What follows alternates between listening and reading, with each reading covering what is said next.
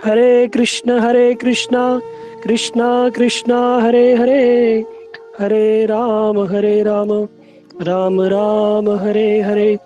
हरे कृष्णा। सभी लोगों का हमारे जो इस ग्रुप में, बेसिक क्लास के ग्रुप में आप सभी लोगों का स्वागत है।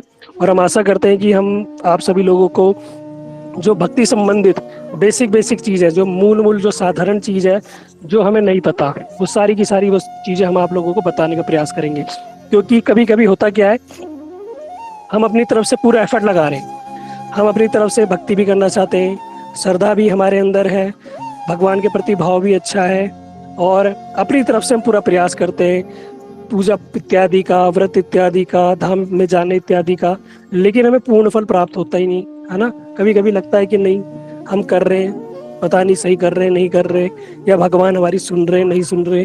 तो बहुत सारे मन में प्रश्न हमारे उठते हैं। उन सब प्रश्नों के उत्तर हमें कैसे मिलेंगे, कहाँ हमारी मिस्टेक रह जाती है, कहाँ हम गलती कर रहे हैं, क्या करना है क्या नहीं करना है, सारी चीज़ें आपको सीखने को मिलेगी। तभी आप सीख पाओगे जब आप रेगुलर होगे। ठीक है, तो कोशिश करना 30 मिनट भगवान के लिए, 24 घंटे में से 30 घंटे 30 मिनट आपके, उसके बाद सिर्फ 30 मिनट आपको इस क्लास में देने। ठीक है, और हम कोशिश करेंगे कि आपको बहुत अच्छी अच्छी चीज़ें डिलीवर कर पाए जो आपके लिए इम्पोर्टेंट हो। ठीक है, और लास्ट में हम क्वेश्चन आंसर भी लेंगे। तो आज जो हमने टॉपिक लिया है वो है नवदा भक्ति, है ना। आप लोगों ने रामायण के समय भी सुना होगा, भगवान श्री राम ने सभी जो माता थी उनको नवदा भक्ति का उपदेश दिया था। लेकिन जो अभी हम नवदा भक्ति की हम बात कर रहे हैं, ये नवदा भक्ति भगवान की कथा के अंदर आता है। नरसिंह देव की कथा के अंदर जो भक्त प्रहलाद की जो कथा है, ये वो नवदा भक्ति हम आप लोगों को बताएंगे। कलयुग के अंदर यही नवदा भक्ति ही हम लोगों को करनी है। बताया गया भक्ति के 64 प्रकार है। भक्ति 64 प्रकार से की जा सकती है। मैं अभी इतना समय नहीं है मैं आपको 64 प्रकार के एक्सप्लेन कर सकूं। कोशिश करूंगा, मैं आपको लिस्ट भेज दूंगा, अगर आपको लगे समय तो आप देखना। लेकिन बताया गया कलयुग के अंदर सिर्फ 9 प्रकार से अगर हमने भक्ति कर ली, 9 प्रकार से भक्ति कर ली, तो ही हमारा कल्याण हो जाएगा। ठीक है, ये 9 प्रकार की भक्ति है क्या, ये खेम देवी को ग्रुप से रिमूव कर दो, आप डिस्टर्बेंस हो रही है। तो 9 प्रकार से हम भक्ति कर सकते हैं। अब इन 9 प्रकार से हम कैसे भक्ति करेंगे, इसको हम श्रवण करेंगे। कि बताया गया ये भक्त प्रहलाद ने ये 9 प्रकार की भक्ति हम कलयुग के जीवों को दी है। किस प्रकार हम लोगों को भक्ति करनी है, तो बताया गया कि आप लोग सभी लोग जानते हो, जो भक्त प्रहलाद थे उन्होंने अपनी माता के गर्भ में, जो कयादु थी उनकी माता, उनके गर्भ में ही उन्होंने नवदा जो नारद जी से थे, सारी की सारी भक्ति के अंग, सारी किस प्रकार भक्ति है, साधु संग सब कर लिया था गर्भ के अंदर भी। अब कुछ लोग कहते हैं भैया गर्भ के अंदर कैसे कर लिया, है ना, गर्भ के अंदर ही कैसे हो सकता है।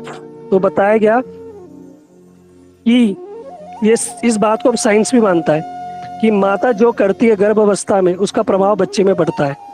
इसका एक प्रमाण हमारे शास्त्रों में और मिलता है। जो अभिमन्यु थे उन्होंने माता के गर्भ में ही चक्रव्यूह के अंदर जाने का जो विधि थी वो सीख ली थी, है ना। लेकिन बाद में जो उनकी माता उत्तरा थी वो सो गई थी, इसलिए वो चक्रव्यूह से बाहर आने की विधि नहीं जान पाए। इसलिए हमारे शास्त्र बताते हैं जब माता गर्भवती हो ना, तो उनको फिल्म विल्म इत्यादि, मॉल्स में घूमना, चादर चटकारे वाली चीज, ये सब चीजें, है ना, क्रोध करना, ये फालतू बातें करना, चुगली करनी, ये सब नहीं करना चाहिए। जो माता अगर कोई माता अगर इस अवस्था में और वो क्या कर रही है, इस प्रकार की चीजें अगर कर रही है, तो होगा क्या, उनका प्रभाव पड़ेगा उनके बच्चे के गर्भ पे। ये अभी साइंस भी मानता है। इसलिए आप देखना, शास्त्र बताता है कि जब माता गर्भवती हो तो गर्भ अवस्था में क्या करना चाहिए, गीता, भागवत, रामायण, इस प्रकार के ग्रंथों को पढ़ना चाहिए, है ना। और अपने सामने ठाकुर जी की फोटो रखनी चाहिए, तो ठाकुर जी का चित्रपट रखना चाहिए। ठाकुर जी अगर कृष्ण की रखोगे तो नटखट बालक होगा, राम की तरह रखोगे तो आज्ञाकारी बालक होगा। इस प्रकार राम, कृष्ण, नारायण, हरि, विष्णु, इनके किसी की भी आप चित्रपट रख सकते हो। ठीक है, तो ये प्रभाव पड़ता है। तो जो प्रहलाद महाराज जी थे, उन्होंने कयादु जो उनकी माता थी, उनके गर्भ में ही सारी शिक्षा ग्रहण कर ली थी, है ना। वो शिक्षा तो नारद जी किन को देते थे, उनकी माता को, लेकिन माता के द्वारा वह भक्त प्रहलाद को सारी शिक्षा प्रदान करते थे। और यही जो भक्त जो प्रहलाद हुए, जब वे बड़े हुए तो इनके जो पिताजी थे हिरण्यकश्यप, इन्होंने क्या किया, उनको स्कूल में भेजा। तो उनके जो गुरु थे शुक्राचार्य, उन्होंने उनके जो स्कूल को संभालने के लिए दो व्यक्ति रखे हुए थे जिनका नाम था संड और अमर्क। वो क्या करते थे, उनको राजनीति, कूटनीति, इस प्रकार की गंदी गंदी शिक्षाएं देते थे। लेकिन जो भक्त प्रहलाद थे वो कैसे थे, एक कमल के पत्ते के ऊपर जिस प्रकार जल अगर हम डाल दे तो क्या होगा, वो जल क्या करेगा, टलमल टलमल करता हुआ गिर जाएगा, लेकिन कमल के पत्ते पे कोई भी प्रभाव पड़ने वाला नहीं है।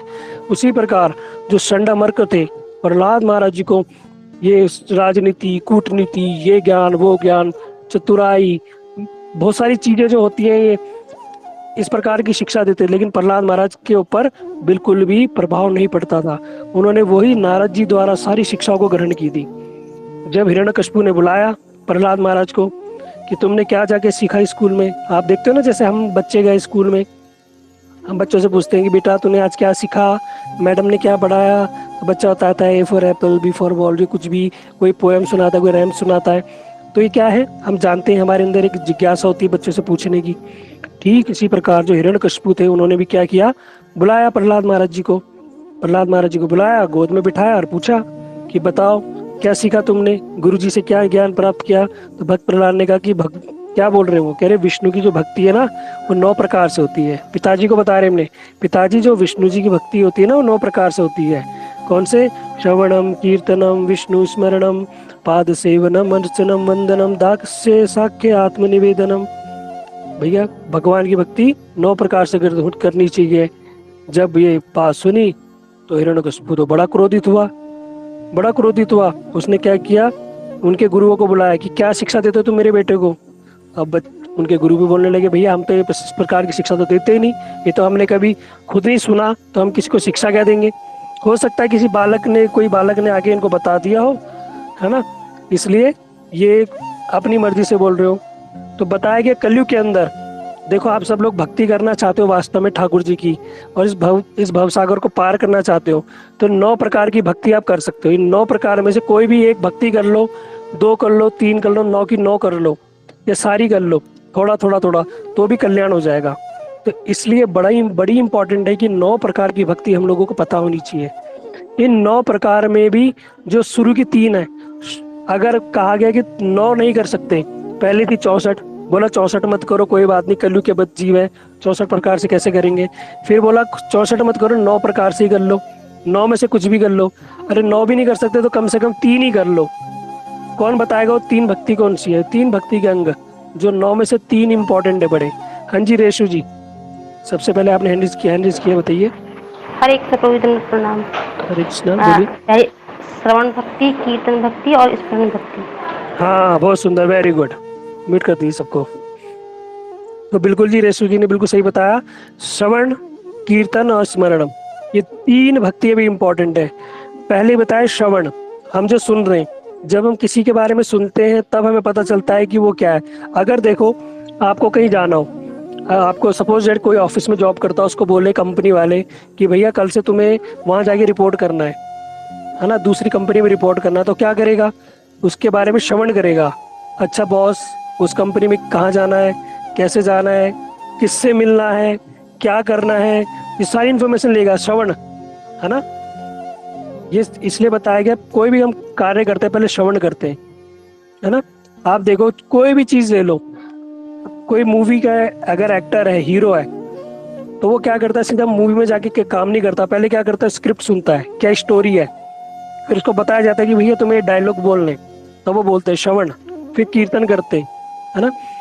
श्रवण, कीर्तन, स्मरणम, अब ये तीनों को इम्पोर्टेंट क्यों दी गई है, इसको हम समझेंगे, ठीक है, धीरे धीरे। तो आज अभी जो हमारा चर्चा चलेगी वो श्रवण पे ही चलेगी कि सुनने से क्या होगा, और सुनने से किसका कल्याण हुआ, किसने भगवत प्राप्ति की, किसने की थी भगवत प्राप्ति सुनने से, कथा सुनने से, कमला ने की।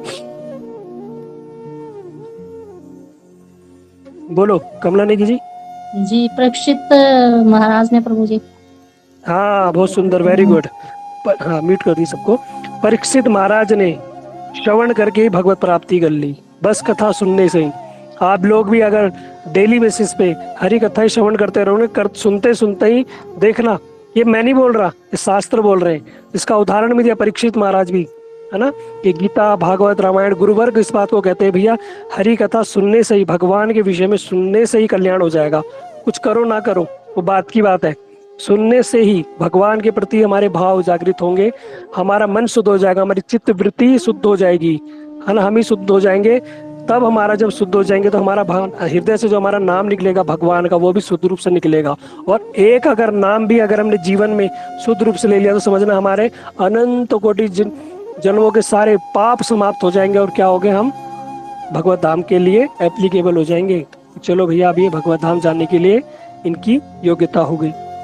इतना लाभ है सिर्फ क्या करने से, श्रवण करने से, है ना। लेकिन हम लोग इतने दुर्भाग्य कि भगवान की कथा सुनने के लिए हमारे पास 30 मिनट नहीं है। 24 घंटे में से जिस भगवान ने हमें सब कुछ दिया, है ना, उस भगवान की कथा सुनने के लिए, उस भगवान की भक्ति कैसे करनी है, ये सुनने के लिए भी हमारे पास 30 मिनट नहीं है।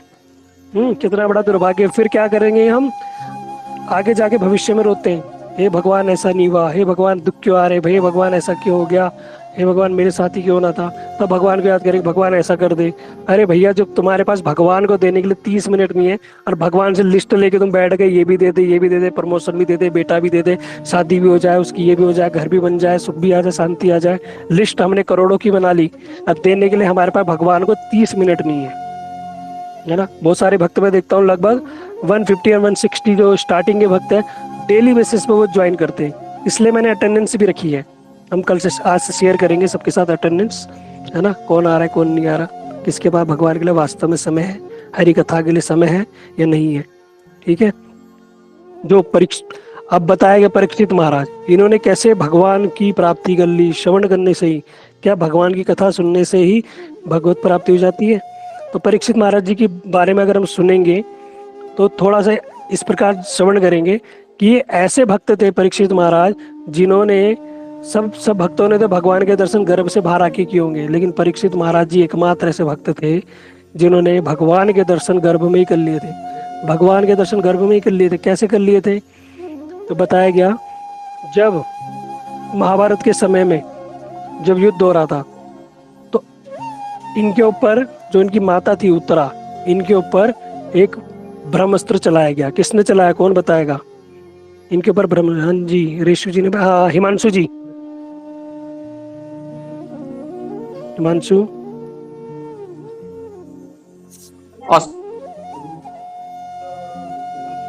हरे कृष्णा, हिमांशु जी, ठीक है, आवाज आ गई थी। अश्वत्थामा, ठीक है, गुड। अश्वत्थामा जी ने क्या करा, इनके ऊपर ब्रह्मास्त्र चला दिया, इनकी माता उत्तरा के पास। अब यहाँ पे मेन बात समझना सारे के सारे लोग ध्यान से। जब अस्त्र चलाया उनकी माँ उत्तरा पे, तो उनकी माँ उत्तरा ने किसी के पास नहीं गई, किसी के पास नहीं गई कि तुम मुझे बचा लो, तुम नहीं, सीधा आके कृष्ण के पास गई। कृष्ण ने कहा, भैया तुम्हारे पास इतने सारे लोग थे, इतनी बड़ी सेना थी, सब कोई थे, है ना, तो तुम मेरे पास ही क्यों आई? तो वहाँ पे जो उत्तरा बताती है ना, बड़ी इंपॉर्टेंट बात बताती है। कहती है, भगवान दुनिया में जगत में सबको ही है, लेकिन मैं एक बात जानती हूँ, और ये बात मुझे द्रौपदी ने भी कहा था, द्रौपदी ने भी मुझे समझाई थी। क्या बोला था कि बहन उत्तरा, अगर तेरे जीवन में कभी विपत्ति आए ना, तो किसी से मत बोलियो, सिर्फ ठाकुर जी से बोलियो। मेरे जीवन में विपत्ति आई थी, मेरे पति 5 पति वहाँ थे, भीष्म पितामह थे, कृपाचार्य, गुरु द्रोणाचार्य सब थे, लेकिन किसी ने मेरी लाज की रक्षा नहीं की। लेकिन मैंने जब गोविंद को पुकारा तो गोविंद अपना धाम छोड़ के मुझे बचाने आए हैं। और क्या कह रहा, स्वयं साड़ी बन के मेरी रक्षा की। साड़ी विच नारी है कि नारी विच साड़ी है, भगवान गोविंद। तो उन्होंने बताया कि भैया जीवन में कोई विपत्ति आए ना, तो एकमात्र गोविंद को याद करना। ये हम लोगों के लिए भी है शिक्षा। जब जीवन में विपत्ति आए ना, तो कभी इधर उधर फोन घुमाने से पहले ना एक बार ठाकुर जी को याद कर लेना, है ना। अड़ोसी पड़ोसी, रिश्तेदार, परिवार, घर वाले, किसी को बताने से पहले, पूछने से पहले, जो घर में हमारे ये ठाकुर जी है ना, अगर मानते हो कि घर के हमारे मुखिया ठाकुर जी है, जिसने ये मान लिया कि मेरे घर के मालिक जो है ना वो ठाकुर जी हैं, मेरे जो गोपाल जी मेरे ठाकुर जी हैं, मेरे घर के मालिक मेरे ठाकुर जी है, उस घर में विपत्ति आगे पहले ठाकुर जी से पूछेगी आऊँ ना आऊँ, वो ठाकुर जी संभाल लेंगे। लेकिन जिस घर में हम ठाकुर जी को रखा है, लेकिन मान किसको रहे, मालिक खुद को मान रहे, अपने पति को मान रहे, अपने पिताजी को मान रहे, अपने सास ससुर को मालिक मान रहे ना, तो भैया फिर कोई गारंटी नहीं है, कोई गारंटी नहीं है। इसलिए जीवन में कभी भी विपत्ति आए ना, सबसे पहले जाके ठाकुर जी से शेयर करो कि ठाकुर जी आपका घर है, हम तो आपकी संतान है, आप हमारे परिवार का हिस्सा हो। लेकिन बोलने के लिए नहीं कि उसी समय हम बोल रहे हैं ठाकुर जी आप हमारे परिवार का हिस्सा हो, आप बड़े हो हैं। वैसे तो प्रोग्राम हमारे घर में शादी विवाह पार्टी हो रही है, सबके लिए नए नए कपड़े बन रहे हैं और ठाकुर जी वैसे ही पड़े हैं। खुद चकाचक भोजन बना रहे, 56 भोग बना रहे हैं लहसुन प्याज डाल के, लेकिन ठाकुर जी को मिश्री बतासा दूध डाल के छोड़ के बंद कर दिया, बस ढक दिया। तो भैया ऐसे कैसे मालिक, ये मालिक होते हैं? ये तो नौकरों जैसी हालत कर दी तुमने ठाकुर जी की। इसलिए बताया गया कि ठाकुर जी को जब हम क्या करेंगे, मालिक मानेंगे, तो उनको मालिक की तरह सेवा करनी पड़ेगी। घर में सर्वप्रथम जो वस्तु आएगी ठाकुर जी को भोग लगेगी। जो भी घर में कोई उत्सव होगा सबसे पहले ठाकुर जी के लिए कुछ बनेगा। जो इस प्रकार से ठाकुर जी को आकर रखेंगे उनके जीवन में विपत्ति आती ही नहीं। या आएगी ना, बहुत बड़ी विपत्ति आके टल जाएगी, पता नहीं चलेगी कब आई कब विपत्ति चली गई। ये ठाकुर जी की महिमा है, करके देख लेना। हम तो हजारों लाखों भक्तों से हमारा एक्सपीरियंस है। जिन जिन भक्तों ने अपने ठाकुर जी को अपना घर का मुखिया माना ना कि मेरे ठाकुर जी घर के मुखिया है, उनके घर में कभी विपत्ति नहीं आती, कभी नहीं आती। क्यों? वो ठाकुर जी बैठे हैं ना, उन्होंने विश्वास है ठाकुर जी पे कि हम हमारे घर के मुखिया हमारे मालिक ठाकुर जी है ना। लेकिन हम क्या करते हैं, ठाकुर जी से कोई तब तक तो मतलब नहीं, जरा सी विपत्ति आ गई मंदिर में जाके रोना शुरू कर देंगे, हे प्रभु आंसू बहाना है, उसे बोलते हैं मगरमच्छ के आंसू। अरे भैया, जब पहले घर में सब कुछ ठाकुर जी तब नहीं थे क्या तुम्हारे? पहले भी तो थे, लेकिन तब क्या किया हमने, ठाकुर जी को रखा ही नहीं आगे। इसलिए बताया गया घर में जो भी कार्य करो ठाकुर जी को आगे रख के करो। घर में विपत्ति आए तो ठाकुर जी से बोलो, घर में सुख शांति आए तो ठाकुर जी को याद करो। सुख में दुख में सिमरन सब करे और सुख में करे ना कोई, और जो सुख में सिमरन करे तो दुख काहे का होए। ये बात ऐसी नहीं बोली गई, ये वास्तविक सत्य बात है। जो सुख में भी भगवान को याद करेगा तो भगवान उसके घर में दुख लाएंगे क्यों, है ना। ये माया क्यों परेशान करती है? देवी ऐसा गुणमयी माया दुरत्या, जो त्रिगुणात्मक माया है, आदि दैविक आदि भौतिक आध्यात्मिक, कष्ट देती है बड़ा भयंकर। ये हम सुनेंगे जिन लोगों को नहीं पता।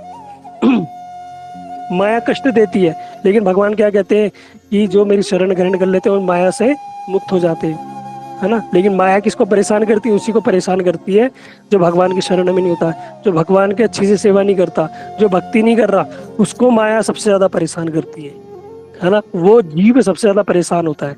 कर्मों के फल के अनुसार हमें धन पति पत्नी सुख ऐश्वर्य मिल गया, कर्मों के अनुसार मिल रहा है वो, है ना। लेकिन दुख भी मिलेगा, कर्मों के हिसाब से मिलेगा। लेकिन सहने की क्षमता कौन देगा? एकमात्र ठाकुर जी देंगे, इनके अलावा कोई दे नहीं सकता।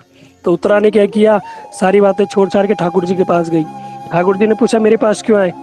तो उन्होंने एक बात बड़ी अच्छा एग्जाम्पल बताया। कौन सा एग्जाम्पल बताया उन्होंने?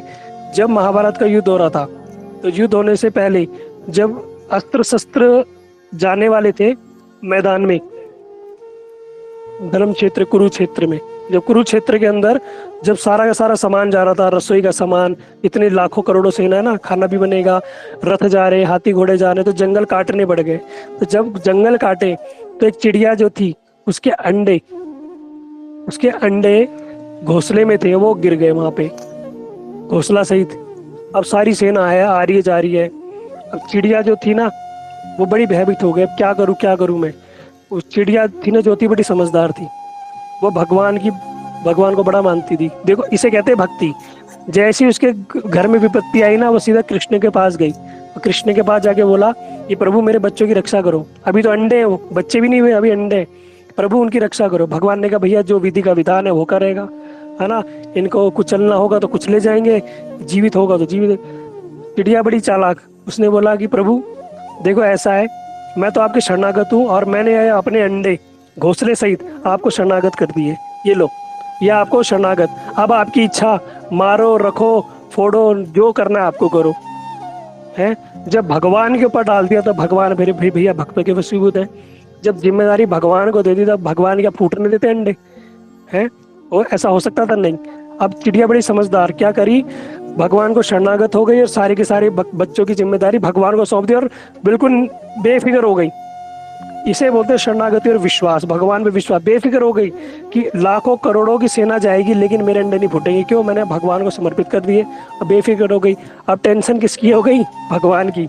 अब इसकी जिम्मेदारी कौन लेगा? भगवान।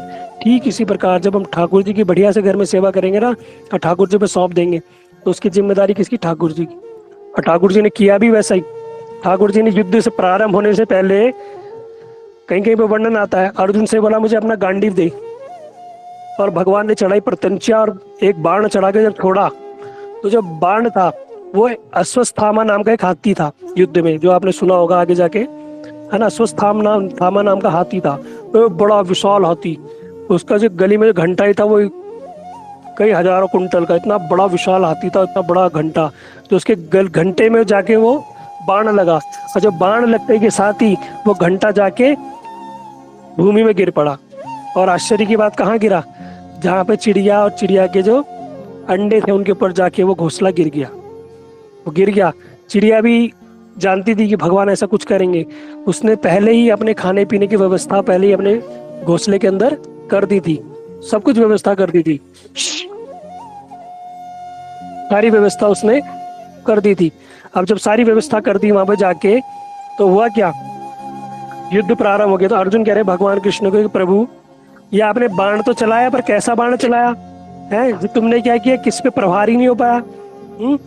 और तुमने जो हाथी को मार रहे थे तो मुझे बोलते, वो तीर तो क्या लगा, उसके घंटे पे जाके लगा, और वो बड़ा से जो घंटी थी वो भूमि जाके गिर गई। भगवान ने कहा अर्जुन अभी मैं तुम्हें कुछ नहीं बताऊंगा, बाद में बताऊंगा। जब युद्ध समाप्त हुआ, युद्ध समाप्त होने के बाद जब वो भ्रमण कर रहे थे, तो भगवान ने क्या किया, अर्जुन को बुलाया और बोला इधर आओ, और ये जो विशाल जो बड़ी सी घंटी पड़ी है ना, इसको हटाओ। अर्जुन ने पूरे बल के साथ उस घंटी को जब हटाया, और जब हटाया तो उसके नीचे से चिड़िया के बच्चे, जो पक्षी था वो तितर, उसके जो बच्चे थे वो निकले, और चिड़िया बड़ी प्रसन्न हुई कि उनके बच्चे भी, युद्ध समाप्त हो गया। इतना भयंकर युद्ध हुआ, सारे के सारे लोग मारे गए, रथ इत्यादि बड़े बड़े हाथी वाथी सब जल के भस्म हो गए। अब प्रचंड वहां पर बड़ा युद्ध हुआ, लेकिन इतने बड़े युद्ध होने पर भी चिड़िया के बच्चे बच गए। तो वो यहाँ पे क्या करी, उतरा, ये वाली 5 पंडे और तीतरी के अंडे, मतलब 5 पंडे यानी जो 5 पांडव, और तीतरी के अंडे जो तीतर थे अंडे, ये कैसे बचे, ये आपकी कृपा से बचे हैं। आपने आपको दायित्व दिया था इसलिए बच गए। इसलिए मैं भी क्या करती हूँ, अपने मेरे जो गर्भ में जो मेरा पुत्र है, जो अभी इस संसार में आया भी नहीं, उसका दायित्व मैं आपको देती हूँ। भगवान ने कहा हे भगवान, ये फिर दायित्व दे दिया। तो भगवान किसका दायित्व लेते हैं, जो शरणागत होता है, ऐसे नहीं किसी का भी। आपको किसी का घर, भगवान को जाके मंदिर बोलो भगवान मेरे बेटे की तबीयत खराब है, हॉस्पिटल में भर्ती है, मैं आपको दायित्व देती हूँ, क्या भगवान दायित्व लेंगे? अरे तुमने भक्ति तो की नहीं भगवान की, तुम्हें यही नहीं पता भक्ति करनी कैसे, तो क्या दायित्व, तुम्हारी शरणागति नहीं है भगवान के प्रति, तो क्या भगवान दायित्व लेंगे? बिल्कुल नहीं, ऐसे भगवान दायित्व नहीं लेंगे। कब लेंगे? जब हमारी भगवान के प्रति शरणागति होगी। मैंने शरणागति की वीडियो बनाई है, 6 वीडियो है, 6 प्रकार की शरणागति है। षडग शरणागति है ते जहार, तहार प्रार्थना सुने श्री नंद कुमार, वो आप लोग देखना, 6 वीडियो जो है ना मेरी। तो इसमें बताया शरणागति भगवान के प्रति कैसी होनी चाहिए। जब ये बात उत्तरा ने बताई भगवान को, तो भगवान ने कहा कि ठीक है। अब भगवान क्या हुए, इतने भक्तवत्सल कि किसी प्रकार से मेरे भक्त में एक आंच भी ना आ जाए। भगवान ने क्या किया, भगवान के 4 हाथों में 4 वस्तुएं होती हैं, शंख चक्र पद्म गदा। शंख चक्र, जो चक्र होता है सुदर्शन, पद्म यानी पुष्प, जो कमल पुष्प, गदा कौमुद की गदा। ये 4 भगवान के पास 4 वस्तुएं थी। भगवान ने क्या किया, सबसे पहले परीक्षित महाराज जी को गर्भ में से उस कमल पुष्प के अंदर रखा, क्योंकि कमल पुष्प क्या होता है, बड़ा सॉफ्ट होता है, और उसकी पंखुड़ियां बंद कर दी। फिर इसको क्या लिया, उस कमल पुष्प को लेके शंख के अंदर रखा। शंख क्या होता है, वो बड़ा कठोर होता है, और ताकि उसके अंदर सेफ रहे। फिर क्या किया, चक्र को बोला कि गर्भ के चारों ओर परिक्रमा करो, कि जो ब्रह्मास्त्र का तेज अंदर भी प्रवेश न कर पाए। स्वयं इतना करने के बाद भी भगवान को चैन नहीं आया। भगवान ने क्या किया, गदा उठाई और गर्भ के अंदर खड़े हो गए। अब बताया गया भगवान के कई कई माता हुई है ना, कौशल्या माता, यशोदा, देवकी, भगवान हर किसी के गर्भ में आए। लेकिन यहाँ उत्तरा के गर्भ में भगवान और भक्त दोनों कहाँ है, गर्भ में। अब भगवान क्या कर रहे हैं, उस गर्भ के अंदर परीक्षित महाराज जी की रक्षा कर रहे हैं। वहाँ गदा लेके खड़े कि किसी प्रकार से ब्रह्मास्त्र का तेज अंदर भी प्रवेश न कर पाए, है, क्योंकि इसकी रक्षा का दायित्व किसने दिया है, मेरी भक्त ने, है ना। तो भक्त ने, भगवान ने क्या किया, उनकी रक्षा की। जब परीक्षित महाराज की रक्षा की, परीक्षित महाराज जी ने वही दर्शन कर लिए, वही हाथ जोड़ के खड़े हो गए, बोला प्रभु मैं बाहर आके तुम्हारा भजन करूंगा, भक्ति करूंगा। ये जो बात है ना, ध्यान देना इस बात को। यही बात हम भगवान को, जब हम गर्भ में होते हैं ना 9 महीने, 9 महीने माता के गर्भ में होते हैं, उस नरक रूपे गर्भ में जब होते हैं, तो भी हम भी भगवान से ये प्रार्थना करते हैं कि भगवान हमें इस गर्भ से बाहर निकालो, इस नरक रूपी गर्भ से बाहर निकालो। हम क्या करेंगे, बाहर आपका भजन करेंगे, भजन करेंगे। लेकिन जैसे परीक्षित महाराज बाहर निकले और वास्तव में क्या करने लगे, भगवान को परीक्षा करने लगे, भगवान को ढूंढने लगे, इसलिए उनका नाम क्या पड़ा, परीक्षित। लेकिन हम उल्टा करते हैं, हम क्या करते हैं, जैसे गर्भ से बाहर निकलते हैं, भगवान भगवान किसके भगवान है, अपना खाओ पियो ऐश करो, ये मेरे माता है, ये मेरे पिता है, ये मुझे पढ़ाई करनी है, मुझे इंजीनियर, सॉफ्टवेयर इंजीनियर, डॉक्टर बनना है, ये करना है, जॉब करनी है, शादी करनी है, बच्चे करने हैं, घर बनाना है, सक्सेस होना है, फिर क्या करना है, मर जाना है। अरे मरने के लिए करना है क्या इतना सब कुछ? हम क्या करते हैं, यहाँ के सब भूल जाते हैं कि वास्तव में भगवान है, क्यों हमें भक्ति करनी क्यों है, ये भक्ति करने से क्या लाभ है, हम भूल जाते हैं यहाँ के। लेकिन परीक्षित महाराज नहीं भूले, वो नहीं भूले, वो भगवान के ढूंढते रहे, कौन भगवान है, कैसे, कृष्ण के बारे में जानने लगे, कृष्ण कौन है, कैसे है, सारी एक एक चीज जानने लगे वो, है ना। इसलिए वो क्या करने, भगवान के विषय में श्रवण करते थे, वो श्रवण करने से क्या हुआ, उनका कल्याण हुआ। अब कैसे उन्होंने भगवान का श्रवण किया, है ना, कल हम सुनेंगे कि किस प्रकार उन्होंने भगवान की कथा श्रवण करके भगवत प्राप्ति की, किस प्रकार उन्हें श्राप मिला, 7 दिन में उनकी मृत्यु होगी, है ना, और किस प्रकार उन्होंने भगवत प्राप्ति की, कैसे कैसे क्या हुआ। बड़ी सुंदर कथा है। समय हो चुका है, ठीक है, जैसा कि हमारी बताया गया 30 मिनट हमारी समय है, इससे ज़्यादा हम लेंगे नहीं, ठीक है। तो सभी से प्रार्थना है कि इस 30 मिनट को अपने 24 घंटे में से 23 घंटे 30 मिनट हमने जो करना है करो, 30 मिनट अपने लिए दो, ये तुम्हारे लिए, ये तुम्हारे साथ जाएंगे 30 मिनट, जो वास्तव में जो भगवान की कथा सुन रहे हो, भगवान के विषय में सुन रहे हो, ये 30 मिनट तुम्हारे साथ जाएंगे। जगत का एक सुई की नोक भी तुम अपने साथ नहीं ले जा, सुई धागा तक अपने साथ नहीं ले जा सकते तुम, लेकिन ये भगवान और भगवान की कृपा, भगवान का नाम, भगवान की हरी कथा ही हमारे साथ जाएगी, इसके अलावा कुछ भी जाने वाला नहीं है, नहीं है, नहीं है। द्वापर युग का अंत चल रहा था और कलयुग का प्रारंभ चल रहा था। द्वापर युग का अंत और कलयुग का प्रारंभ। अब हुआ क्या, एक दिन परीक्षित महाराज जी ने एक बार अपने रथ में बैठ के वो विचरण कर रहे थे, लेकिन उन्होंने क्या देखा, एक गैया की बड़ी स्थिति खराब, बड़ी दुर्दशा हो रखी है, और एक बैल जिसके 3 पैर कटे हुए, एक व्यक्ति क्या कर रहा है, उन पे बड़ा अत्याचार कर रहा है, दिखने में बड़ा कुरूप। तो परीक्षित महाराज जी को बड़ा क्रोध आया, बड़े धर्मात्मा राजा थे, वो चाहते नहीं थे कि उनके राज्य में इस प्रकार की कोई ऐसी कोई घटना हो, है ना। लेकिन उन्होंने क्या किया, देखा कि अरे ये तो क्या हो रहा है, गौ हत्या और गौ हत्या हो रही है, बैल हत्या हो रही, गोवंश का है ना वो भी, ये तो बड़ा निर्दयी कार्य कर रहे हैं व्यक्ति। और वो परीक्षित महाराज जी क्या करे, अपने रथ से उतरे और उन्होंने उनकी तलवार निकाल ली कि मैं क्या करूंगा, आज इसका खात्मा करूंगा।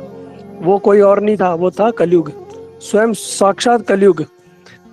ये बहुत सारे भक्तों को ये बात नहीं पता, लेकिन मैं बता दूं कि जैसे ही वेद की स्तुतियां हैं, तुलसी है ना, और पाप है, कलयुग है, ये सब मूर्तिमान स्वरूप में, जैसे हम है ना वैसे ही है, इनका स्वरूप है, ठीक है, इनका भी स्वरूप है, ये भी बिल्कुल साक्षात है, इनके भी हाथ पैर मुख सब है।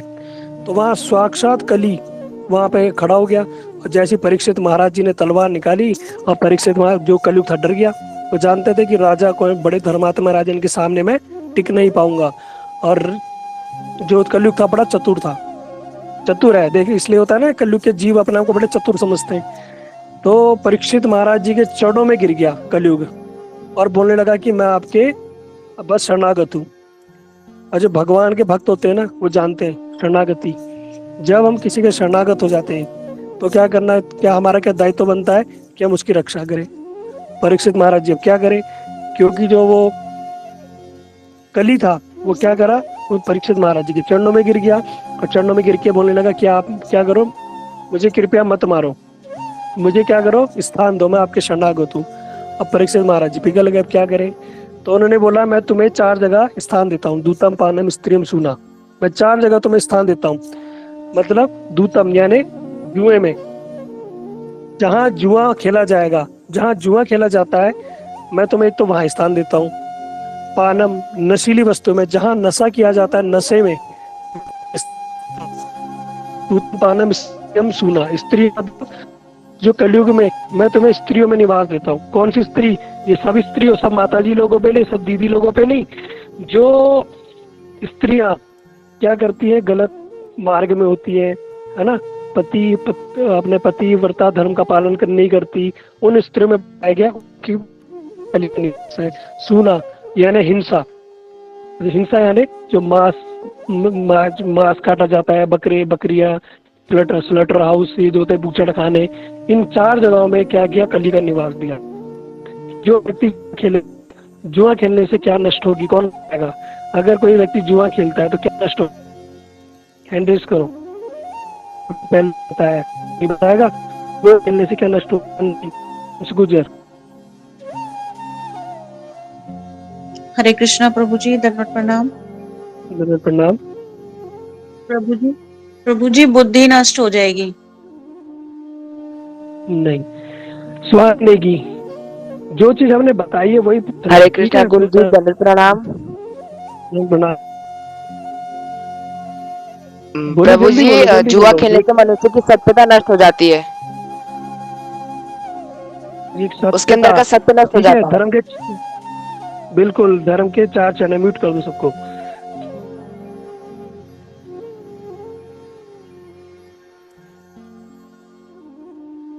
जब हम जुआ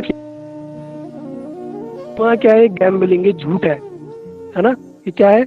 इससे हमारे अंदर का जो सच है वो सारा नष्ट हो जाता है, सत्यता हमारी नष्ट हो जाएगी। जुए में झूठ लगा जाता है, बिड लगाई जाती है, ये सब क्या है? हमारे अंदर की सत्यता नष्ट हो जाएगी। इसके बाद बताया दूतम पानम, नशा करने से कौन से चीज की हानि होती है? कौन बताएगा? हैंड रेज करो। नशा करने से क्या होगा? हेमा फ्लोरा, हेमा। विवेक नष्ट हो जाएगा। नहीं, मनीष खाती। देखो आप लोग सुनते नहीं कथा, इसका मतलब ध्यान से, मैंने कम से कम 10 बार चीजें बता चुका हूं। मैं नोट करा करो चीजें, अपने मन से नहीं बोलना। मनीष खाती। हरे कृष्ण प्रभु जी। प्रभु जी, तपस्या। हाँ, तपस्या। नशा करने से तपस्या, ये तप, हमारे अंदर का तप नष्ट हो जाता है। क्यों? नशा, आप लोगों ने देखा, व्यक्ति नशा करता है ना, करने से क्या होता है?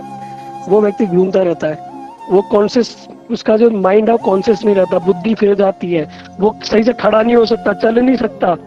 तो जो व्यक्ति नशे में खड़ा नहीं हो सकता, चल नहीं सकता, तो वो व्यक्ति का भजन भक्ति के अंदर हमें अपना मन को, एकाग्र चित्त को हमें भगवान के चरणों में लगाना है, मन को भटकने जाना है। तो इसलिए जो व्यक्ति नशा करता है, कभी भी उसका मन भगवान की भक्ति में लग ही नहीं सकता। इसलिए बताया गया कि नशे के अंदर कली का निवास है। तीसरा बताया दूतम पानम स्त्रियम, जो स्त्रियां हैं, कलयुग की स्त्रियां, उनका संग करने से क्या नष्ट होता है? अनुराधा दासी। कृष्ण प्रभु जी, दंडवत प्रणाम। नाम? प्रभु जी, पवित्रता नष्ट हो जाती है। हाँ, वेरी गुड। पवित्रता, जो हमारे अंदर की पवित्रता है वो नष्ट हो जाएगी, वो व्यक्ति पवित्र नहीं रहेगा। और भक्ति में के करने के लिए पवित्र होना बड़ा अति आवश्यक है। ठीक है। फिर लास्ट में होता है सूना, यानी जो जहाँ मांस, ये हिंसा होती है, जीव हिंसा होती है, वहां पे करने से क्या नष्ट हो जाता है? हैंड रेज करो। हिमांशु जी।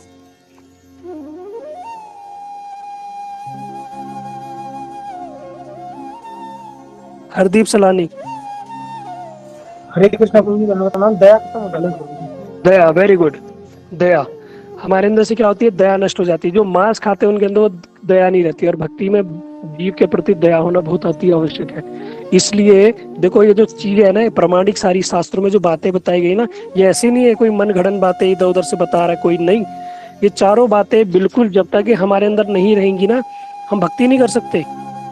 अगर हम मांस इत्यादि खा रहे हैं, नशा कर रहे हैं, ये सब कर रहे हैं, हम भक्ति कभी, वो हम अभी कर तो रहे हैं, हमें लग रहा है हम कर रहे हैं, लेकिन वो शुद्ध रूप से भक्ति नहीं हो रही। वो क्या है? वो भी पूर्ण रूप से भक्ति नहीं है। जैसे एक बाल्टी की, बहुत बड़ी हमने बाल्टी ली, उसमें पानी भरा, लेकिन क्या किया, उसको छोटे छोटे छेद कर दिए। दिख तो रहा है हमें बाल्टी में पानी, लेकिन होगा क्या? धीरे धीरे एक समय ऐसा आएगा बाल्टी खाली हो जाएगी। क्यों? उस छेद जो हो रखे हैं बाल्टी में, वो सारा पानी बाहर गिरा देंगे। ठीक इसी प्रकार ये जो 4 वस्तु है, ये भक्ति में बड़ी बाधक है ना, ये बड़ी बाधक है। तो इसलिए बताया गया कि कली को इन 4 जगह निवास दिया गया कलयुग में। लेकिन जो कली था ना, बड़ा चतुर, कह रहा महाराज इन 4 स्थानों में रह के मेरा क्या होगा? ये तो ऑलरेडी मेरे पे है, मेरे को एक स्थान और दो। तो उन्होंने पूछा, परीक्षित महाराज जी ने, बताओ तुम्हें और कहाँ स्थान चाहिए? उन्होंने कहा कि मुझे स्वर्ण में स्थान दे दो। स्वर्ण मतलब पैसे में, उस समय तो स्वर्ण चलते था, है ना, तो मुझे धन में दे दो। अब कौन से धन में कली का निवास है? क्या हम जो नौकरी कर रहे हैं, मेहनत कर रहे हैं, क्या उसमें कली का निवास है? कहते नहीं। जो गलत तरीके से कमाया हुआ धन, किसी से यूज किया धन, किसी के से छल की के लिए। वॉइस जी ब्रेक हो रही है, सबको लग रही है? वॉइस ब्रेक हो रही है प्रभु जी। सबको हो रही है कि तुम्हें लग रही है? हमें भी सबको ब्रेक हो रही है। मैं थोड़ा बाहर आ जाता हूँ, मुझे ब्रेक। ठीक है, म्यूट कर दो सबको। तो बताया गया कि इन जगह पे कली का निवास है। अब जो 4 जगह जो जाएगा, होगा क्या? इन 4 स्थान में जाने से हमारा जो भजन भक्ति में बड़ा प्रभाव पड़ेगा। आवाज अभी क्लियर है? जी प्रभु जी क्लियर है। ठीक है। तो बताया गया 4 वस्तु में, तो उन्होंने क्या किया? स्वर्ण में और स्थान मांग लिया। स्वर्ण यानी धन में, जो किसी का हड़पा हुआ धन, किसी से छल करके लिया हुआ धन, कि बिना मेहनत के लिया हुआ धन, है ना, और किसी से गलत तरीके से हड़प लिया, किसी की संपत्ति हड़प ली, ये सब जो, इन सब में क्या है? कली का निवास है। इन सब में कली का निवास है। इसलिए देखना, जो लोग गलत तरीके से धन कमाते हैं ना, उनके धन का प्रभाव उनके पुत्रों पे पड़ता है। अगर कोई पिता गलत तरीके से धन कमाएगा, है ना, तो होता क्या है? उनके धन का जो प्रभाव पड़ता है वो पुत्रों पे पड़ता है, उनके पुत्र पुत्रियों पे पड़ता है, बड़ा दुष्प्रभाव पड़ता है। उनके जो बेटे होते हैं या पुत्री होती हैं, वो कभी भविष्य में अच्छे नहीं बन पाते, है ना, या तो बिगड़ जाएंगे या उनके साथ कुछ ऐसा ही कुछ होगा। क्यों? उन्होंने गलत तरीके से धन कमाया, है ना। इसलिए बताया कि धन की सार्थकता क्या है। हर व्यक्ति धन कमाने के लिए परिश्रम कर रहा है, सभी जानते हैं यहाँ पे, ठीक है, नॉर्मल सी बात है, कोई शास्त्रों की बात नहीं है। हम सब किस लिए कर रहे हैं? कि हम किसी प्रकार से हमें धन मिले, नौकरी कर रहे हैं, जॉब कर रहे हैं, बिजनेस कर रहे हैं, खेती बाड़ी कर रहे हैं, कि किसी प्रकार से धन मिले और हम सुखी रह पाए। हमारी सारी एनर्जी कहाँ लग रही है? धन कमाने में। जब वो एनर्जी जो हमने धन कमाने में लगाई, वो एनर्जी जब ठाकुर जी की सेवा में लगती है, तो होता क्या है? हमारी जो एनर्जी है वो इनडायरेक्ट वे में ठाकुर जी की सेवा में लग जाती है। दोबारा समझो, हम धन कमाने के लिए बड़ा परिश्रम कर रहे हैं, हर कोई नौकरी कर रहा है। पढ़ क्यों रहा है? ये अच्छी नौकरी लगेगी, पैसा कमाएंगे। कोई किसान खेती कर रहा है, क्यों? अन्न बेच के पैसा कमाएंगे, सुख शांति। हर कोई धन कमा रहा है, क्यों? धन कमाने के बाद क्या मिलेगी? सुख शांति। लेकिन धन कमाने में जो हमारी एनर्जी लग रही है, बड़ा हमारा परिश्रम लग रहा है, हर व्यक्ति का परिश्रम लग रहा है, लेकिन वो परिश्रम की सार्थकता कब है? जब वो धन कुछ रूप में जब ठाकुर जी की सेवा में लगेगा, मतलब वो परिश्रम हमारा जब ठाकुर जी की सेवा में लगेगा तो वो हमें फल प्रदान करेगा। लेकिन जो लोग क्या करते हैं, जो ठाकुर जी की सेवा में ना लगा के स्वयं भोग करते हैं, है ना, तो फिर उनको क्या करना पड़ता है? उनको कली का सामना करना पड़ता है। इसलिए बताया गया कि कम से कम, हर व्यक्ति को बताया, कम से कम धन के 4 भाग करने चाहिए। एक भाग रखना चाहिए अपने परिवार के लिए, एक भाग रखना चाहिए भविष्य के लिए, एक भाग रखना चाहिए धार्मिक उत्सव का, अपने घर गृहस्थी के कार्यों के लिए, और एक भाग रखना चाहिए ठाकुर जी की सेवा के लिए। इस प्रकार से बताए गए, ठीक है। लेकिन एक भाग ना भी रखो ठाकुर जी की सेवा, कम से कम कुछ भी, थोड़ा बहुत भी हमें अमाउंट क्या करना चाहिए? ठाकुर जी की सेवा में लगाना चाहिए। जो वो सेवा में लगेगा वही वास्तव में, वही हमारा कमाया हुआ धन है। क्यों? वो हमारी जो एनर्जी थी, जो हमारा परिश्रम था, वो किसकी सेवा में लगा? ठाकुर जी की सेवा में लगा। तो इससे होता क्या है? तब हमारा धन शुद्ध हो जाता है, तब हमारे धन में कली का प्रभाव नहीं पड़ता। इसलिए बहुत सारे भक्त लोग क्या करते हैं, कुछ कभी एकादशी या द्वादशी के दिन साधु संतों के लिए थोड़ा बहुत धन निकाल देते हैं, उनकी सेवा में, ठाकुर जी की सेवा में, भक्तों की सेवा में। कृष्ण जन्माष्टमी, राधाष्टमी, महाप्रभु जी की गौर लीला या कोई उत्सव होते हैं, उनमें जा जाके ठाकुर जी की सेवा में देते हो। तो होता क्या? उनसे हमारा धन शुद्ध होता है, तो कली का जो निवास होता है वो वहां से हट जाता है। अब जब कली का निवास स्वर्ण में हो गया, और परीक्षित महाराज जी ने क्या पहना था? सोने का मुकुट। वो सोने का मुकुट पहना था, और वो किसका सोने का मुकुट था? वो जरासंध राजा, एक जरासंध राजा थे, बड़े दुराचारी, है ना, उनका मुकुट था वो। और परीक्षित महाराज जी ने पहन लिया, उनके मंत्री लोगों को खजाने में मिला और उन्होंने परीक्षित महाराज जी को पहना दिया। अब कली कहाँ बैठ गया? उनके मस्तक में बैठ गया, और जब मस्तक में बैठ गया तो कली महाराज, उनकी जो बुद्धि फिर गई। देखो कैसे बुद्धि फिरी। वो शिकार करने चले गए, बड़े धर्मात्मा राजा, और कहाँ चले गए? शिकार करने जंगल में।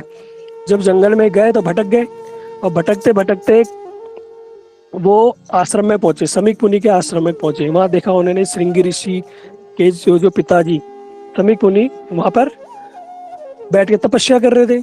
और जब वो तपस्या कर रहे थे तो वहां जाके उन्होंने क्या किया, बैठ उनको बड़ी प्यास लगी। उन्होंने ऋषि से प्रार्थना की, ऋषिवर से, कि आप मुझे क्या करो, थोड़ा जल दे दो। लेकिन वो तो क्या थे, अपने एक आसन में बैठे ब्रह्म में लीन थे। लेकिन राजा परीक्षित ने बार बार उनसे बोला कि क्या करूं महाराज, मुझे थोड़ा जल दे दो। लेकिन ध्यान मग्न होने के कारण जो समीक ऋषि थे उन्होंने उत्तर नहीं दिया। अब राजा को बड़ा क्रोध आ गया। उनके सर पे क्या था, मुकुट था, स्वर्ण मुकुट था, साक्षात कली उन पे हावी हो गया। और जो उन्होंने क्या किया, परीक्षित महाराज ने, उनको बड़ा क्रोध लगा तो उन्होंने देखा पास में एक सांप मरा हुआ है, एक मरा हुआ सांप पड़ा हुआ है। और उसको क्या किया, धनुष, अपने धनुष निकाला, उसकी नोक पे उठाया और ऋषि के गले में बांध दिया, डाल दिया, और वहां से चले गए। अब ये कुछ, जब ये दृश्य जब हो रहा था, जब राजा ने सांप को उठाया, परीक्षित उनके जो समीक ऋषि के गर्दन पे डाल दिया, तो कुछ लोग वहां देख रहे थे। उन्होंने जाके क्या किया, श्रृंगी ऋषि को जाके बता दिया। श्रृंगी ऋषि कौन थे, उनके पुत्र थे, कि तुम्हारे पिताजी के ऊपर किसी ने ऐसे सर्प डाल दिया। किसको गुस्सा नहीं आएगा, है ना। पिताजी के, हमारे कोई पिताजी ध्यान में मग्न और कोई इस प्रकार की हरकत कर जाए, किसे गुस्सा नहीं आएगा। श्रृंगी ऋषि को बड़ा क्रोध आया और उन्होंने क्या किया, वहीं से श्राप दे दिया। वहीं से उनके अंदर शक्ति तो थी, पहले जो ब्राह्मण इत्यादि होते थे वो श्राप देते थे, वो कभी निष्फल नहीं जाते थे। अब आजकल के समय में जो ब्राह्मणों का जो सारा तेज, जो श्राप, जो मंत्रों की शक्ति क्यों समाप्त हुई, वो इसी घटना के बाद समाप्त हुई। जब श्रृंगी ऋषि ने श्राप दे दिया कि मैं ये श्राप देता हूँ उस राजा को, आने वाले 7वें दिन में उन्हें तक्षक नाग दंशन करेगा। मतलब तक्षक नाग होता है एक बड़ा खतरनाक, जिसका जो एक बार डस ले तो शरीर जलकर भस्म हो जाता है, इतनी अग्नि होती है। मतलब इतना ऐसा विशाल कठोर जहर होता है, जो कोबरा ओबरा से भी खतरनाक तक्षक नाग। तो उन्होंने क्या किया, उनको वहीं से श्राप दे दिया। अब वो वापिस जब घर आए तो समीक ऋषि, जब उनकी समाधि टूटी, जब उन्होंने गले में देखा सर्प रखा हुआ है, तो उन्होंने ध्यान लगा के देखा ये सर्प किसने रखा। ध्यान में देखा, ओ ये तो कौन थे, ये तो हमारे राज्य के परीक्षित महाराज जी थे, हैं। और उनके सर जब मस्तक पे देखा, अरे कली का निवास, ये कली क्या कर रहा है उनके मस्तक में। तो उन्होंने पूरी घटना को जब देखा तो उन्होंने देखा कि मेरे बेटे ने उनको श्राप दे दिया। उनको बड़ा क्रोध आया। राजा पे क्रोध नहीं आया कि उन्होंने, राजा ने मेरे गले में सर्प डाला, क्रोध आया अपने बेटे पे कि मेरे बेटे ने राजा को श्राप क्यों दे दिया। और वो श्रृंगी ऋषि के पास गए और उनको जाके बड़ा उन्होंने डांटने लगे कि तुम्हें पता है तुमने किसे श्राप दिया। कह रहे जिसकी वजह से, जिस राजा की वजह से हम बड़े सुखी संपन्न हैं, जिस राजा की वजह से अभी हम लोग या भजन साधन कर रहे हैं, जिस राजा की वजह से हमें आश्रय मिला हुआ है ना, उस राजा को तुमने क्या किया, श्राप दे दिया। अरे और राजा को इतना गुस्सा आया, राजा वो समीक ऋषि को इतना क्रोध आया कि वो कहने लगा कि तू मेरा पुत्र नहीं होता ना तो मैं भी तुझे खत्म कर देता है। और तो और परीक्षित महाराज जी पे इतनी शक्ति है कि वो भी तुझे श्राप दे सकते हैं। परीक्षित महाराज जी पे भी इतनी पावर है, वो भी तुझे श्राप दे सकते हैं। लेकिन परीक्षित महाराज जी उधर क्या सोच रहे हैं, जैसे उन्होंने घर गए और मुकुट उतारा, उनकी बुद्धि दोबारा आ गई। अब कली दूर हो गया ना, अब मन में सोच रहे, हे भगवान मैंने क्या काम कर दिया है, ये क्या हुआ, म्यूट क्यों कर रहे हो, अनम्यूट, आवाज नहीं आ रही क्या? नहीं प्रभु जी, म्यूट ही है, अनम्यूट नहीं किया।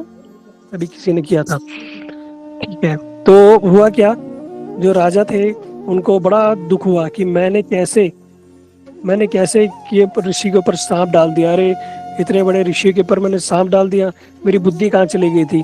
अपने आप को कोसने लगे। तब तक जो समीक ऋषि थे वहां दौड़ते दौड़ते उनके राजा के पास पहुंच गए। और राजा के पास पहुंच गए तो राजा तो बड़े उनके चरणों में गिर पड़े कि मेरा अपराध हो गया। लेकिन ऋषि कहने लगे, अरे प्रभु अपराध तो हमारा हो गया। वो कहते कैसे? कहते सारी घटना बताई कि तुम्हारे जाने के बाद श्रृंगी ऋषि ने क्या किया, तुम्हें श्राप दे दिया कि आने वाले 7वें दिन में तुम्हें तक्षक नाग जो है वो दंशन करेगा। तो परीक्षित महाराज जी, हम जैसा कोई होता तो और उल्टा ज्यादा गुस्सा हो जाता, लेकिन परीक्षित महाराज जी कहने लगे जो हुआ बढ़िया हुआ। सब बड़े हैरान, बढ़िया हुआ। कहते मुझे कम से कम ये तो पता चला कि 7 दिन मेरे पास है। लोगों को तो ये भी नहीं पता चलता कि 7 सेकंड में होना क्या है या 7 घंटे में होने वाला क्या है। मुझे घटना याद है, मैंने ये कोरोना से 1 साल पहले की बात है, 2017-18 की बात है।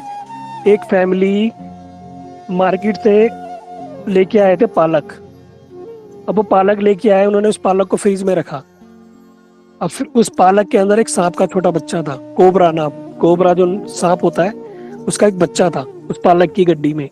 और वो हुआ क्या, वो निकल के वहां जाके दही की, उनके दही थी उनके फ्रिज में, उस दही में डूब गया, है ना। और दही के ऊपर ऊपर मोटी मोटी तो मलाई थी, वो अंदर जाके जो दही के पात्र में अंदर रह गया। और हुआ क्या, अगले दिन उस फैमिली ने सुबह सुबह लस्सी बनाई, गर्मियों का समय था, लस्सी बनाई। लस्सी बना के पति ने भी पी, पत्नी ने भी पी, और 2 बच्चे थे, एक लड़का एक लड़की। देखो कैसे फैमिली थी, इतनी सुंदर फैमिली थी। एक लड़का एक लड़की, छोटे छोटे स्कूल वाले, और पति पत्नी। उन्होंने बच्चों को पहले लस्सी दे दी, और जो बच्चा था, लड़का था ना, उसको पीते ही इतना दर्द होने लगा पेट में, और रोने लगा कि पापा पापा मेरे दर्द हो रहा है पेट में। अब उनके पिताजी कहने लगे हो सकता है बहाना मार रहा हूँ। बच्चे होते हैं ना स्कूल जाने के लिए, बहाना, पेट दर्द। पिताजी ने कहा कोई नहीं, चलो चलो चलो स्कूल चलो। और उसको गाड़ी में बिठाया, और बच्ची को भी गाड़ी में उठाया, और गाड़ी लेके चलने लगे। जब गाड़ी लेके चलने लगे तो हुआ क्या, बेटी को उल्टी होने लग गई। बेटा वही गाड़ी में बेहोश हो गया। उसको पीछे गाड़ी में बिठाया हुआ था, उसने तो वही दम तोड़ दिया। अभी पता नहीं चला उन्हें लगा बेटा सो गया गाड़ी में। बेटी को उल्टी होने लगी, उन्होंने बेटी को उल्टी होने लगी तो गाड़ी रोक दी। तभी घर से पत्नी का फोन आ गया कि मेरी तबीयत खराब हो गई। उधर पति को भी चक्कर आने लगे, उनकी तबीयत खराब। उन्होंने बेटे को उठाया तो देखा बेटा मर चुका था। बेटी तब तक वही, बेटी ने भी वही दम तोड़ दिया। घर क्या जाते तो घर में पत्नी ने भी दम तोड़ दिया, और जो पति था वो वहीं पे ही थोड़ी देर उसको होश रहा, और वहीं पे उसने भी दम तोड़ दिया। महज आधे घंटे के अंदर पूरी फैमिली समाप्त, आधे घंटे के अंदर। वो समय का कोई भरोसा है नहीं, कुछ भी समय का कोई भरोसा नहीं है कि कब किसकी मृत्यु हो जाए। लेकिन परीक्षित महाराज जी क्या कह रहे हैं कि मेरे को कम से कम पता तो है मेरे पास 7 दिन है। दूसरा, मैंने ऋषि आपके चरणों में अपराध किया है। जो भक्त होते हैं ना भगवान के, वो कभी किसी का बुरा नहीं करते हैं तो उनको बड़ा पश्चाताप होता है ना। मैंने क्या कर दिया, मैंने कैसा कार्य कर दिया। अब ऋषि जो थे वो उनके गुणगान गाने लगे कि कैसे राजा, कहते मैंने, वो अपने बेटे को उन्होंने श्राप दे दिया कि आज ही मैं श्राप देता हूँ कि सारे के सारे जो ब्राह्मण है ना, सबका तेज नष्ट हो जाए, सबके अंदर की शक्तियाँ, ये श्राप देने की जो शक्तियाँ है ना, ये सब नष्ट हो जाए। इनके मंत्रों के अंदर की जो शक्तियाँ ना, सब नष्ट हो जाए। इसलिए बताया कि कलयुग के अंदर ब्राह्मण जो पंडित लोग हैं ना, उनके सारे मंत्र निष्फल हो गए। ये तभी से, ये भागवत के अंदर वर्णन है, मैं नहीं बोल रहा अपनी मन मर्जी से, ये भागवत के अंदर वर्णन है कि उनको सर्प दिया, सांप जब उनको जो उसी समय उनको जो दिया, श्राप दिया, तो श्राप से क्या हुआ, उनका सारा का सारा मंत्रों की शक्ति का जो उनका जो प्रभाव था सारा समाप्त हो गया। लेकिन कुछ मंत्र, कुछ विद्या, कुछ है ना, जो उस ब्राह्मण जो जानते थे ऋषि, जो उनकी जो शिक्षा प्रणाली थी उसके वो बाहर थे। इसलिए बताया कुछ में अभी शक्तियां हैं, लेकिन वो बाकी जो सारे मंत्र सिद्धि उद्धि थी, सब में शक्तियां समाप्त हो गई। अब हुआ क्या, अब क्या करें। अब जो राजा थे उनके पास 7 दिन थे। अब यहाँ पे कथा आती है, ये कथा हो जाएगी लंबी, इसलिए मैं इसको शॉर्ट में बता देता हूँ। जो परीक्षित महाराज जी ने कैसे भगवत प्राप्ति की। तब हुआ क्या, उन्होंने सोचा मेरे पास 7 दिन है। किसी ने बोला ये कर लो, किसी ने बोला यज्ञ कर लो, किसी ने दान तपस्या। लेकिन तब जाके उन्हें ज्ञात हुआ कि भगवान की कथा, ये भगवान की कथा सुनना ही सबसे श्रेष्ठ है ना। व्यास देव ने क्या किया, सारे ग्रंथों की रचना की, लेकिन उन्हें शांति नहीं मिली। तो नारद जी ने बोला भैया कब तुमने सब कुछ तो लिखा, क्या तुमने भगवान का चरित्र लिखा, भगवान कृष्ण की लीला लिखी, ये भगवान कैसे, भगवान के बारे में लिखा। तो व्यास जी कह रहे नहीं, ये तो मैंने लिखा नहीं। कहते तुमने देवी पुराण लिखा और देवी की महिमा लिख दी, शिव पुराण लिखा, शिव की महिमा लिख दी, जो पुराण लिखे गरुड़ पुराण, गरुड़ की महिमा लिख दी, लेकिन तुमने भगवान की महिमा का तो गुणगान किया ही नहीं, जो मूल है। तो व्यास जी कह रहे हाँ, तभी मुझे शांति नहीं मिली। फिर उन्होंने क्या किया, श्रीमद् भागवत कथा की ये रचना की। तो उनके जो पुत्र थे सुखदेव गोस्वामी, ये अभी हम कल श्रवण करेंगे ये, क्योंकि श्रवण से तो इन्होंने भगवत प्राप्ति की, कीर्तन से सुखदेव गोस्वामी ने। तो सुखदेव गोस्वामी का चरित्र हम कल सुनेंगे। तो यही सुखदेव गोस्वामी जो व्यासदेव के पुत्र थे, इन्होंने ही क्या किया, 28,000 ऋषियों के साथ उनको कथा श्रवण कराई। जब परीक्षित महाराज जी को कथा सुनाई तो परीक्षित महाराज जी ने एक स्थान में बैठ के 7 दिन तक कथा सुनी। लेकिन 6वें दिन जब वो कथा सुना रहे थे तो सुखदेव गोस्वामी ने एक बात नोटिस की।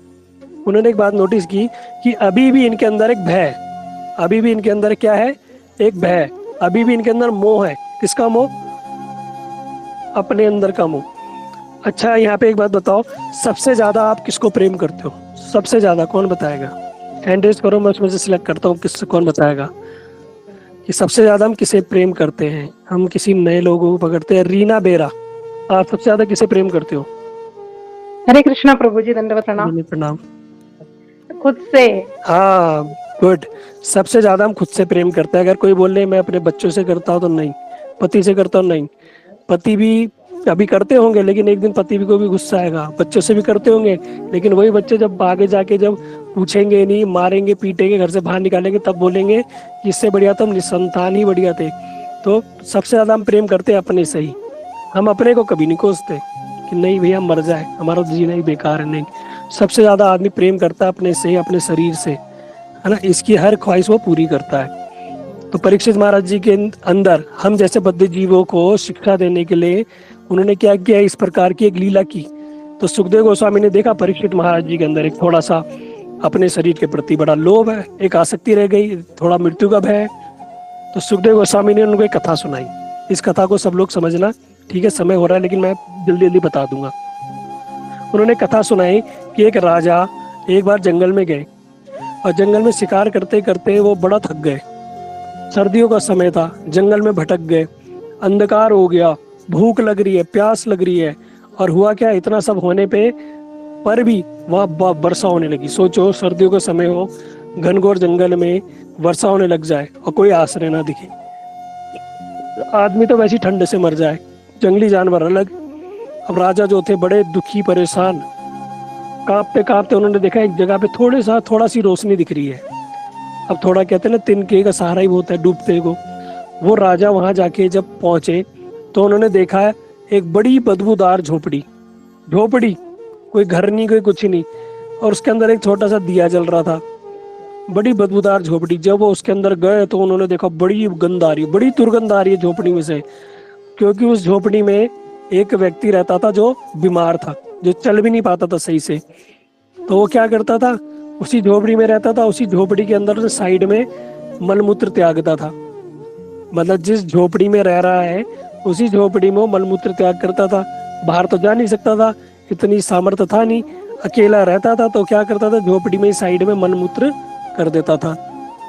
और झोपड़ी के ऊपर उसने देखा क्या है कि जो मारे हुए पशु पक्षियों की जो स्किन, खाल, चमड़ी ये सब टंगी हुई है, उनकी और दुर्गंध, अंदर झोपड़ी में और दुर्गंध।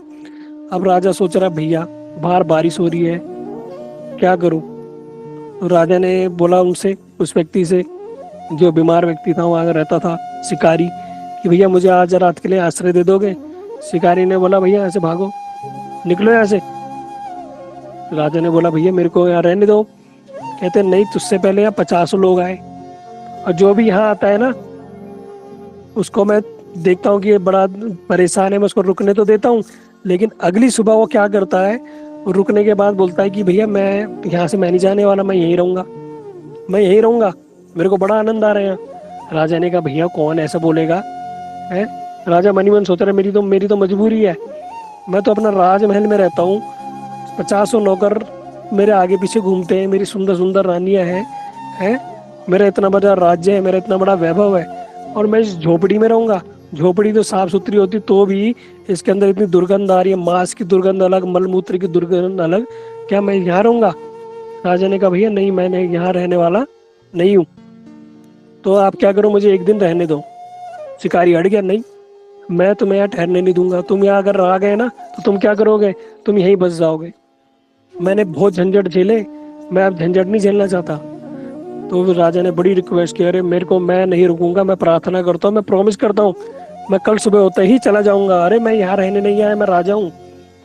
तो शिकारी ने कहा, चलो भैया जैसे तैसे आज ही रुक जाओ, और उसको झोपड़ी में रहने दिया। जब झोपड़ी में रहने दिया, जब वो राजा सुबह उठा तो अपना आपको बड़ा फ्रेश महसूस कर रहा है, कि जैसे बिल्कुल भैया पहाड़ों की वादियों में रह रहा हो, है, और सुगंध भी उसको बड़ी, वो दुर्गंध भी उसको, राजा को सुगंध लग रही है। अब बहेलिया जो था वहां रहता था शिकारी, उसने बोला भैया जाओ यहाँ से, अब हो गई सुबह। राजा ने कहा भैया मैं नहीं जा रहा यहाँ से, मैं तो यहीं रहूंगा, मेरा तो यहाँ मन लग गया, मेरा मन लग गया। बहेलिया कह रहा भैया मेरे को पता था, मेरे को पता था, जिसको भी मैं यार रोकता हूँ ना सब ऐसे ही करते हैं, ये सब ऐसे ही करते हैं। अब सुखदेव गोस्वामी ने जब एक कथा बताई परीक्षित महाराज जी को, तो परीक्षित महाराज जी को पूछा कि वो राजा ने ठीक किया कि वो वहां रुक गया। अब परीक्षित महाराज जी बोल पड़े कि ऐसा मूर्ख राजा तो मैंने जिंदगी में कभी नहीं देखा। हम भी होते, हम भी ये बोलेंगे, हम भी मन में ये सोच रहे होंगे, जो देश का राजा हो गए, जो राजा था जिसके पास 50 रानियां थी, इतना बड़ा ऐश्वर्य वैभव था, और अपना राज्य छोड़ के उस गंदी सी झोपड़ी में जहाँ पर वो बहेलिया मलमूत्र त्याग करता है, मांस के ढेर टंगे हैं झोपड़ी में, उस झोपड़ी में तो कोई मूर्ख ही रहेगा, है ना। तो राजा ने पूछा परीक्षित महाराज जी ने सुखदेव गोस्वामी जी को कि आप मुझे बताओ वो मूर्ख राजा कौन है, कौन है वो मूर्ख राजा। तो सुखदेव गोस्वामी ने बोला वो राजा तू ही है, वो तू ही है। और परीक्षित महाराज जी तो झेप गए, मैं कैसे हो गया भैया राजा, ऐसा राजा मैं कहाँ भैया, झोपड़ी में मेरी आसक्ति है।